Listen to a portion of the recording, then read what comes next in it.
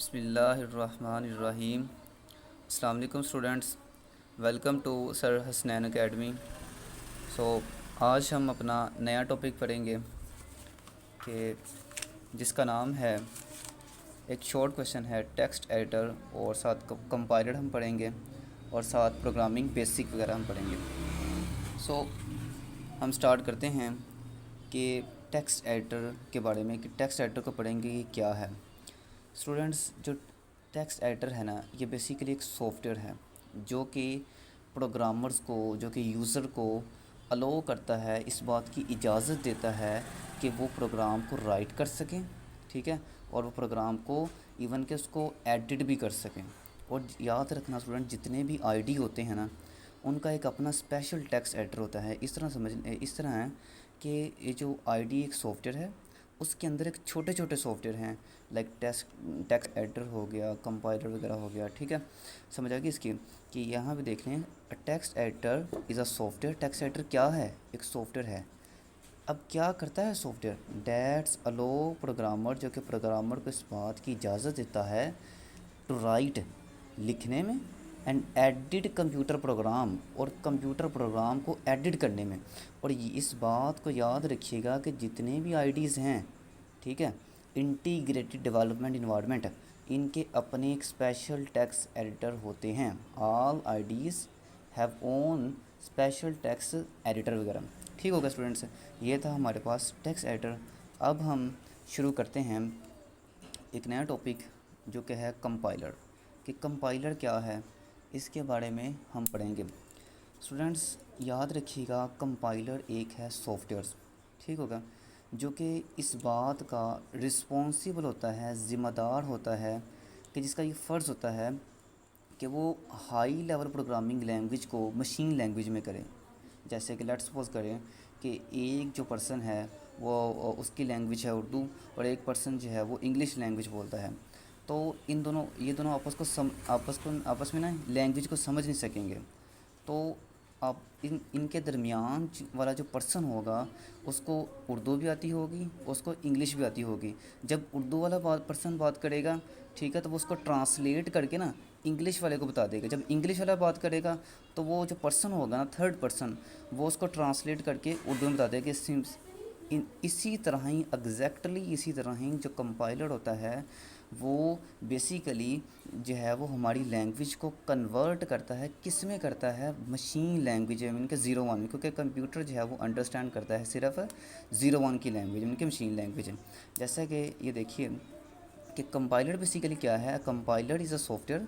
Compiler एक ऐसा software है डैट इज़ रिस्पॉन्सिबल, जो कि इस बात पे ज़िम्मेदार है कि for conversion of computer program, कि जो कि कंप्यूटर के प्रोग्राम को कन्वर्ट करे, ठीक है। किस को कन्वर्ट करे? किस लैंग्वेज में लिखा हो जो कि कन्वर्ट करे, जो कि written in some high level programming language, जो कि किसी हाई लेवल प्रोग्रामिंग लैंग्वेज में लिखा हो। हाई लेवल प्रोग्रामिंग लैंग्वेज कौन सी है? कोई भी इंग्लिश भी हो सकती है, उर्दू हो सकती है, या जितनी भी हम लैंग्वेज बोलते हैं जिसको कंप्यूटर अंडरस्टैंड नहीं कर सकता, ठीक है, वो है हाई लेवल लैंग्वेज। उसको किस में करे? मशीन लैंग्वेज है, मीन के 0-1-0-1 में, ठीक है, बाइनरी में। जैसे कि ये उन्होंने एक फ़्लो चार्ट दिखाया है, इसमें देखें एक कंप्यूटर प्रोग्राम है। अब ये जो कंप्यूटर प्रोग्राम है, ये हमने किस में लिखा है? हाई लेवल लैंग्वेज में। क्योंकि स्टूडेंट्स, मैंने पहले ही बताया है कि जो कंप्यूटर है वो हाई लेवल लैंग्वेज को अंडरस्टैंड नहीं करता। तो फिर इसका क्या करेंगे? इसको कंपाइलर के पास भेजा जाएगा, इसकी कंपाइलेशन होगी। मीन के जो कंपाइलर है वो हाई लेवल जो प्रोग्रामिंग लैंग्वेज है, वो उसको किस में कर देगा? बाइनरी में, मीन के 0-1 में कर देगा, ठीक हो गया। और जब जो है वो कंपाइलर हमारी हाई लेवल लैंग्वेज को किस में कर देगा? बाइनरी में कर देगा, तो फिर हमारा जो है program at the end, program execution के प्रोग्राम एग्जीक्यूट हो जाएगा। क्लियर हो गया स्टूडेंट्स? ये था हमारा कंपाइलर। अब हम एक नया टॉपिक शुरू करते हैं, जो कि है प्रोग्रामिंग बेसिक्स। कि प्रोग्रामिंग बेसिक्स वगैरह क्या हैं, कि एक प्रोग्राम शुरू करना है तो उसकी बेसिक्स वगैरह क्या हैं। स्टूडेंट्स याद रखिएगा, जैसे कि अगर हमने जो है वो इंग्लिश लैंग्वेज सीखनी है या कोई भी लैंग्वेज सीखनी है, तो उसके कुछ रूल्स वगैरह होते हैं। तो उस रूल्स के अलावा हम जो है वो अगर रूल्स रूल्स को फॉलो करेंगे देन वो लैंग्वेज हम सीख सकेंगे। अगर हम रूल्स को फॉलो नहीं करेंगे तो हमें लैंग्वेज नहीं आएगी। जैसे जिस तरह ग्रामर हो गया, ठीक है, जिस तरह उर्दू हो गया, अगर मैं उर्दू सही बोलूँगा, रूल्स को फॉलो करूँगा तो आपको समझ आएगी, आप अंडरस्टैंड कर सकेंगे। इसी तरह कंप्यूटर की जो प्रोग्रामिंग लैंग्वेज में ना, ठीक है, एक सी लैंग्वेज में ना, सॉरी, एक रूल्स, इसके कुछ रूल्स हैं, ठीक है, इसके कुछ प्रिमिटिव बिल्डिंग ब्लॉक्स हैं, इसके कुछ रूल्स हैं, ठीक है। एक कंप्यूटर के प्रोग्राम को लिखने में, ठीक है, जो ग्रामेटिक रूल्स होते हैं ना, एक कंप्यूटर के एक कंप्यूटर में प्रोग्राम को लिखने में जो एक ग्रामेटिक रूल्स वगैरह होते हैं ना, उन रूल्स को हम बोलते हैं कि क्या है, सिंटैक्स वगैरह। ठीक हो गया पॉइंट। जैसे कि देखिए, each programming language has some primitive building blocks, कि हर प्रोग्रामिंग लैंग्वेज के कुछ प्रिमिटिव बिल्डिंग ब्लॉक्स होते हैं एंड प्रोवाइड सम रूल्स, और वो हमें कुछ रूल्स प्रोवाइड करते हैं, कुछ हमें ग्रामेटिक रूल्स प्रोवाइड करते हैं। क्या, कौन से? कुछ हमें ग्रामेटिक रूल्स प्रोवाइड करते हैं in order to write an accurate program, कि एक एक्यूरेट प्रोग्राम जो है वो लिखने के लिए। This set of rules, in set of rules को is known as syntax of language. इस सेट ऑफ रूल्स को हम क्या बोलते हैं, सिंटैक्स ऑफ लैंग्वेज। ठीक हो गया। फिर देखिए, कॉन्सेप्ट क्लियर कर लीजिए कि सिंटैक्स बेसिकली होता क्या है, कि हर प्रोग्रामिंग लैंग्वेज के कुछ बेसिकली प्रिमिटिव बिल्डिंग ब्लॉक्स होते हैं, और मीन्स के, और उसके कुछ रूल्स होते हैं। कौन से रूल्स होते हैं? ग्रामेटिक रूल्स होते हैं। किस लिए? ताकि in order to write an accurate program, ताकि एक प्रोग्राम को सही तरीके से लिखा जा सके। डेफिनेटली ये बात क्लियर है कि कोई भी हमने जो है वो काम करना है, तो हर काम करने के कोई ना कोई रूल्स होते हैं। अगर हम रूल्स को फॉलो करेंगे तो काम जो है वो करेक्ट होगा, लेकिन अगर हम नहीं उनको फॉलो करेंगे तो एरर वगैरह आ जाएगा, मीन्स कि वो काम करेक्ट नहीं होगा। तो इस तरह तो यहाँ पे ये सवाल पैदा होता है कि अगर सर, अगर जो रूल्स हैं ये अगर हम फॉलो ना करें तो फिर क्या होगा? तो फिर स्टूडेंट्स इस बात को क्लियर कर लें कि अगर हम इस रूल्स को, सिंटैक्स को फॉलो नहीं करेंगे तो बेसिकली कंपाइलर क्या करेगा? कंपाइलर जो है वो एरर जनरेट कर देगा। तो इस तरह के एरर को हम बोलेंगे सिंटैक्स एरर। क्लियर हो गया?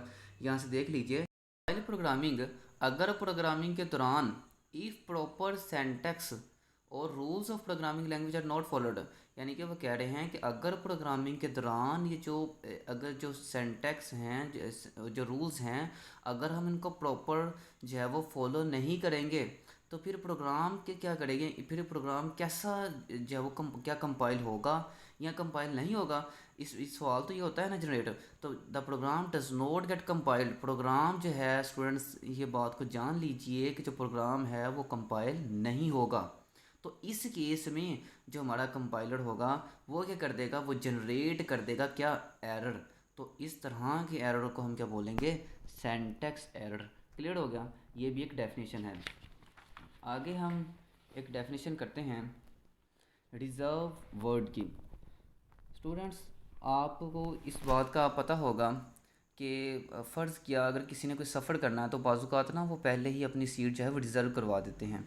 तो रिज़र्व का मतलब है कि उसके लिए कंफर्म हो गई है, अब वो कोई सेकंड पर्सन, कोई थर्ड पर्सन उसकी जगह नहीं ले सकता।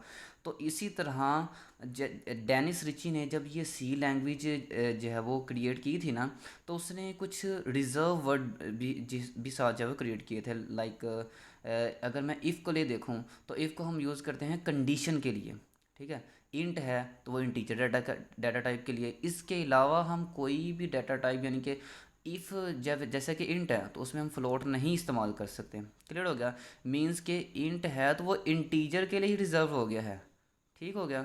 जैसा कि देख लिए कि every programming language has a list of words, कि हर प्रोग्रामिंग लैंग्वेज के कुछ लिस्ट ऑफ वर्ड्स होते हैं, कुछ अल्फाज होते हैं डेट आर प्री डिफाइंड। लफ्ज़ है प्री, पहले से डिफाइन होते हैं, यानी कि जिसने लैंग्वेज जो है वो क्रिएट की होती है, डेवलप की होती है, उसने पहले से उसके मीनिंग जो है वो डिफ़ाइन कर दिए होते हैं, प्री डिफाइन होते हैं। तो each words has its specific meaning already, जैसे कि देख लिया उसने क्या दिया है कि हर वर्ड का एक स्पेसिफिक एक ख़ास मीनिंग मतलब होता है ऑलरेडी पहले से ही। तो वो जो स्पेसिफिक मीनिंग होता है ना ऑलरेडी, उसको हम क्या बोलते हैं, जो नॉन टू कंपाइलर, जिसे बस जिसका बस कंपाइलर को ही पता होता है, तो उन वर्ड्स को हम बोलते हैं these words are known as reserve words या की वर्ड्स। इसको हम रिजर्व वर्ड्स या फिर की वर्ड्स भी बोलते हैं। क्लियर हो गया। और स्टूडेंट्स ये जो रिजर्व वर्ड्स है ना, ये 32 हैं। और साथ इम्पोर्टेंट पॉइंट इसमें ये है कि जो रिजर्व वर्ड्स होते हैं ना, ये हमेशा लिखे जाते हैं लोअर केस लेटर में। इसको हम अपर केस लेटर में नहीं लिख सकते। ये एक एडिशनल पॉइंट है। क्लियर हो गया। एडिशनल पॉइंट इसमें से क्या है कि जैसा कि ये जो रिजर्व वर्ड्स होते हैं, इसको हम कीवर्ड्स भी बोलते हैं। ठीक हो गया। ये जो है ये क्या होते हैं, ये प्री डिफाइन होते हैं। इसका मीनिंग जो है वो ऑलरेडी से ही डिफाइन होता है। लेट्स सपोज मैंने कर लिया कि फॉर एग्जांपल जैसे कि जैसे कि इफ़ है। इफ़ भी क्या है, एक रिजर्व वर्ड्स है। कैसे कि इफ़ को सिर्फ हम इस्तेमाल कर सकते हैं कंडीशन के लिए। लेट्स सपोज मैं कहूँ कि इफ़ अगर ए ग्रेटर है बी से, तो देन ये स्टेटमेंट जो है वो प्रिंट एफ में अगर हम कोई भी वट एवर जो है वो प्रिंट करवा दें, तो फिर ये कंडीशन प्रिंट होगी। ठीक है। एक सिंपल मैंने आपको एग्जांपल दिया, गया प्रोग्राम हम करेंगे आपको क्लियर हो जाएगा। जैसे कि इंट है, तो ये बस इंटीजर डाटा टाइप के लिए है। किसके लिए है? इंटीजर डाटा टाइप के लिए। इसी तरह करेक्टर है, तो वो बस करेक्टर डाटा टाइप के लिए। ठीक हो गया। और ये याद रखिएगा जो कीवर्ड्स होते हैं वो कीवर्ड्स यहाँ पे कितने हैं, 32 कीवर्ड्स हैं। ठीक है। और ये जितने भी कीवर्ड्स होते हैं ये किस में लिखे होते हैं, लोअर केस लेटर में। किस में? लोअर केस लेटर में। स्टूडेंट्स उम्मीद है कि आज का टॉपिक आपको समझ आया होगा। ठीक है। तो काइंडली हमारे चैनल को सब्सक्राइब करें एंड शेयर करें। सो अल्लाह हाफिज़।